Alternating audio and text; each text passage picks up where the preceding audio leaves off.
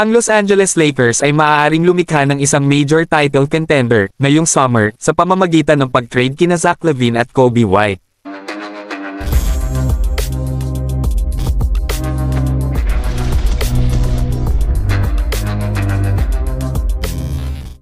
Ang Los Angeles Lakers ay titingin sa muling pag-rebuild ng kanilang roster ngayong summer at pagdaragdag ng mga pangunahing players na ipares kay LeBron James at Anthony Davis.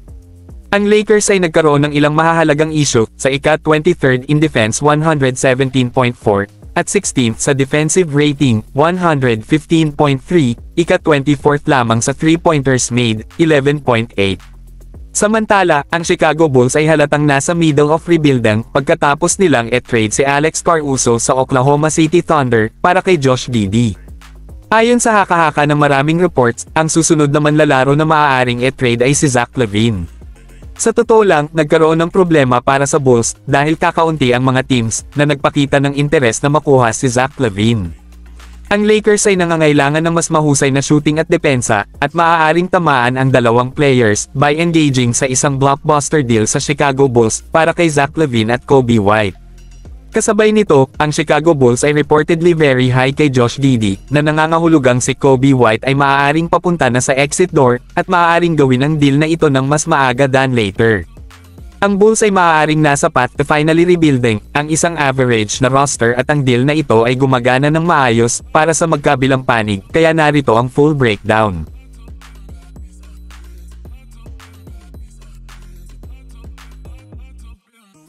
Ang pagkuha kay Zach LaVine at Coby White ay magpapabago sa Lakers sa isang offensive juggernaut.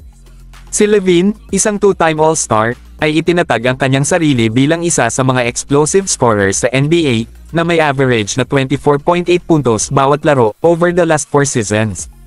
Ang kanyang kakayahang makapuntos mula sa kahit saan sa court, kasama ng kanyang elite athleticism, ay ginagawa siyang perpektong pandagdag kina LeBron James at Anthony Davis. Bukod pa rito, ang career ni LaVine na 38.9% na 3-point shooting ay nagbibigay ng puwang na kinakailangan para kay LeBron at Davis to operate inside.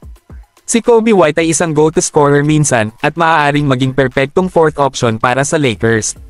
Nag-post ng 19.1 points, 4.5 rebounds, at 5.1 assists kada laro sa 37.6% mula sa tatlo nitong nakaraang season. The guard finished second sa most improved player sa likod ni Tyrese Maxey, at lalo lamang siyang gagaling dahil siya ay 24 na taong gulang pa lamang.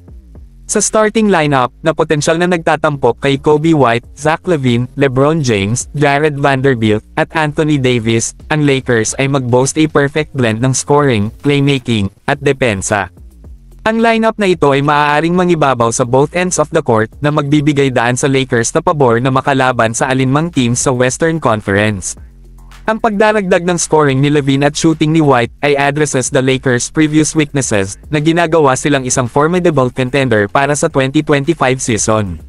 Sa pamamagitan ng pag-trade ni Zach LaVine at Coby White, ang Chicago Bulls ay gagawa ng makabuluhang hakbang tungo sa muling pagtatayo ng kanilang roster sa paligid ng isang mas batang core.